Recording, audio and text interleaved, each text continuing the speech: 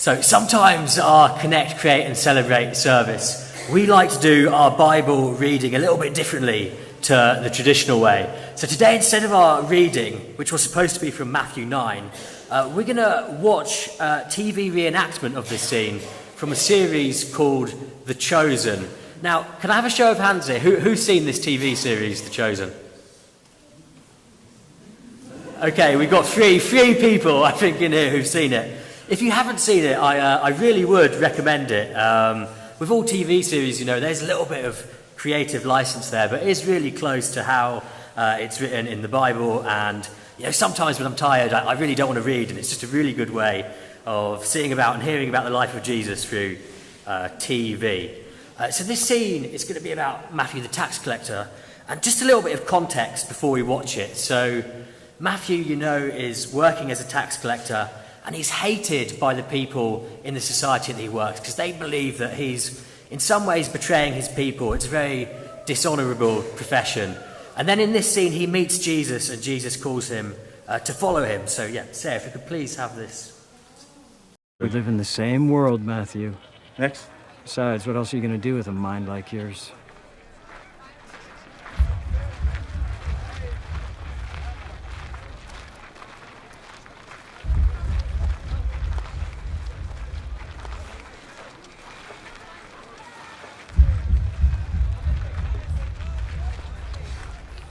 Matthew.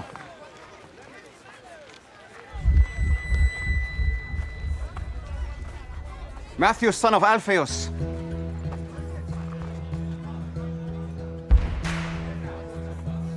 Yes. Follow me. Me? Yes, you. Whoa. What are you doing? You want me to join you? Keep moving, street preacher. Do you have any idea what this guy's done? Do you even know him? Yes.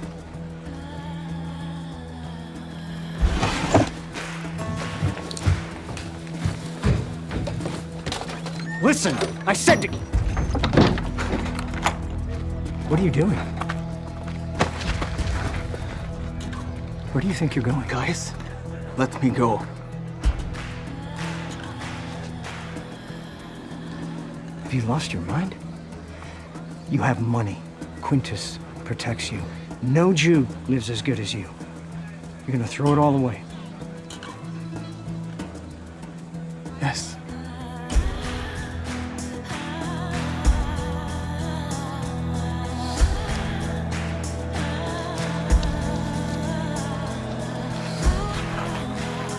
I don't get it. You didn't get it when I chose you either. But this is different. I'm not a tax collector. Get used to different.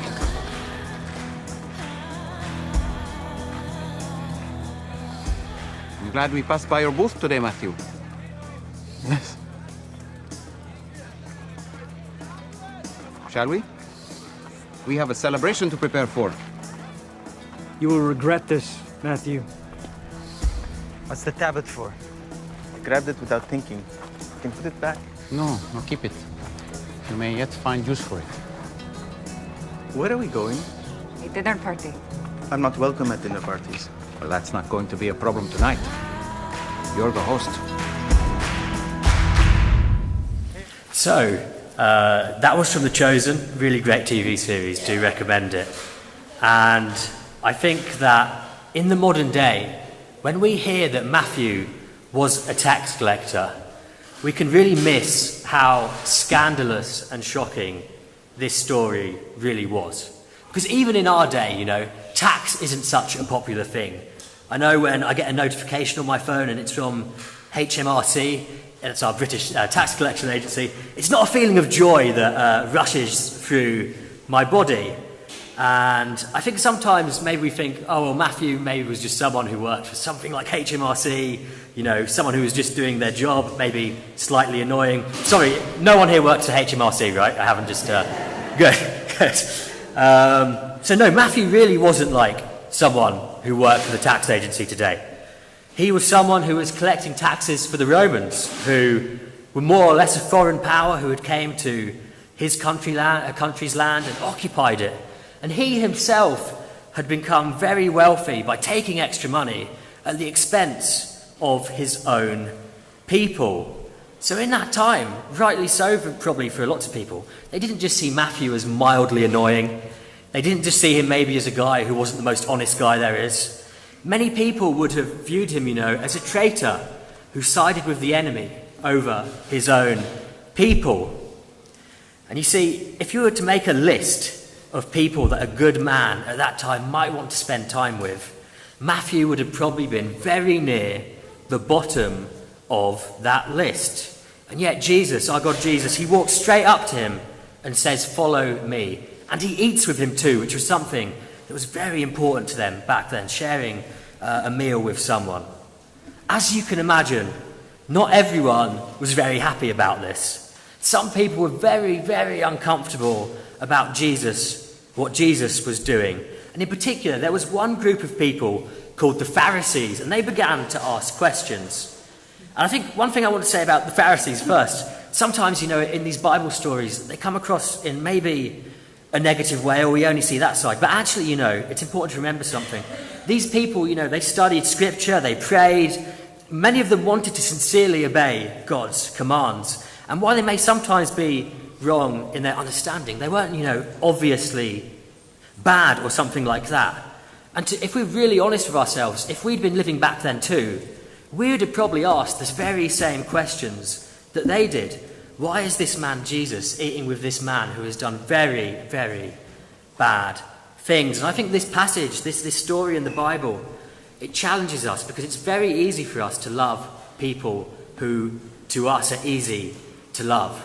It's easy for us to pray for people, who seem deserving of our prayers. And it's easy to care for people, who are grateful, polite, and agree with most of the things we think. But there's other people in our society too. There's people we probably can find difficult. There's people that we might even want to avoid. Not that it's right to do so, but we might have that instinct in us. We want to avoid them. And what about the people too we've decided, are unlikely to change? There's the phrase, was it a leopard never changes its spots or something like that? We can often have that mentality about people, particularly people who've made mistakes time and time again. Who are the people too we think, silently we probably think, they're beyond God's love and grace? Of course, we wouldn't say that out loud because we don't really believe that, but sometimes these thoughts can creep in, that we think some people are far too gone for God to even reach. And I think the uncomfortable truth is that every generation has its own Matthews. That's people that society can look down on. And some of the time we can look down on people because they actually have done something wrong. Many times it isn't that case, but sometimes that is the case. We do exclude people because they have done bad things. Yet Jesus doesn't exclude them. He walks towards people like that and says, "Follow me." And this story, watching it made me think, I'm on the road to here to pray sometimes during the service.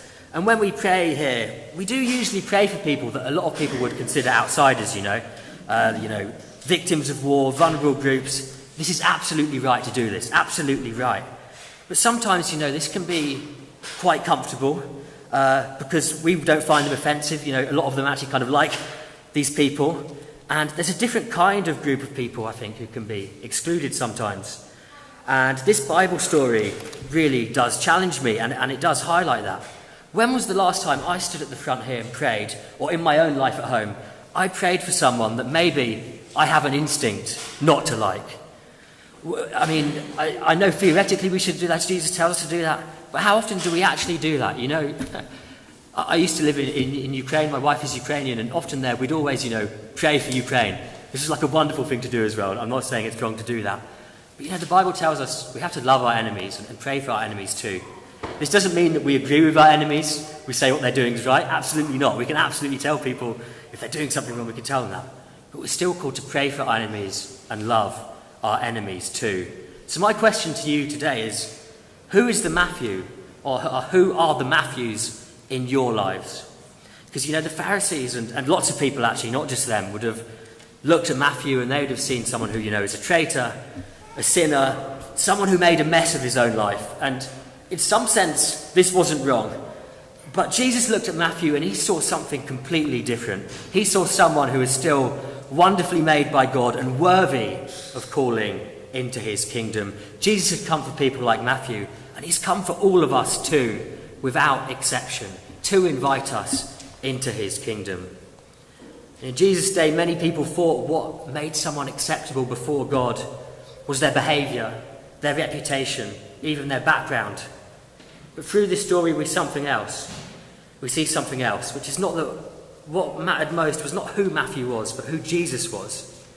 Jesus is the one who came, welcomed everyone, called everyone by name, and invited them to be part of God's family because he loves them so much. In the Bible, God makes something called a covenant, which is basically a promise to his people. And today, we're going to be having a baptism. George is being baptized, and that's a sign of God's promise to his people. So today is a celebration for all of us as part of this church, and also a celebration for George that, you know, he belongs to God and is being welcomed into God's family, the church. It wouldn't be a church service without a few notices. So very quickly to tell you that, particularly those of you who are part of St Mary's, we had a big arts festival 2 weeks ago, and we're delighted to be able to say that after all the artists were paid, because the church was literally jam-packed full of art, the profit from it is 22,000, which is quite incredible. And we are going to be using that money partly because this is a 14th century church that always needs things doing to it, partly for that, but also to be able to take our work further out into the community. So we're delighted that we raised that. At a similar time, it's been Christian Aid. And one of the things that happens is that envelopes are delivered around the village and people are encouraged to take them back into our Just shop that we have. It was counted at the beginning of last week, and I need to find the number again. 2,772 was raised from that. So that money goes to Christian Aid to help people across the world when they are in need. All that happens here happens because of volunteers. There are two of us that are paid. That's myself and Jack. Everybody else that does anything to make this church continue are volunteers. And I'm particularly grateful to every one of you who does volunteer in every particular way. Really want to say thank you for that. It's been Volunteers Week, so it's a particular reason to be saying thank you. Next Sunday, we've got afternoon tea starting. Natalie's at the back there. She's going to be running those mainly on the 2nd and 4th Sundays of June, July, August and September. Slight variation when it comes to September, but that's a long way away.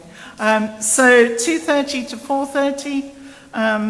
Probably okay for cakes for a couple of weeks, aren't we, with what we've got in freezers. But people help in serving would be really, really good.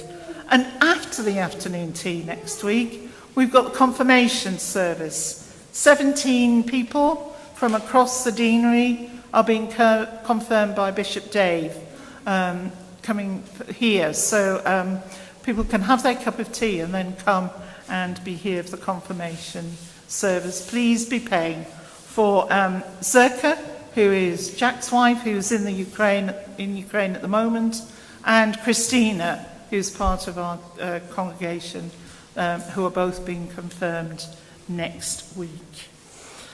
I'm going to leave it there so that we can continue with our service. You see the one they ride away. He call the name that none would say. You see the heart behind the shame. A desperate hand, a whispered prayer, a broken life you can repair. You find the faith that's buried there. Oh, hope has a name, and he's calling for you. Hope has a name.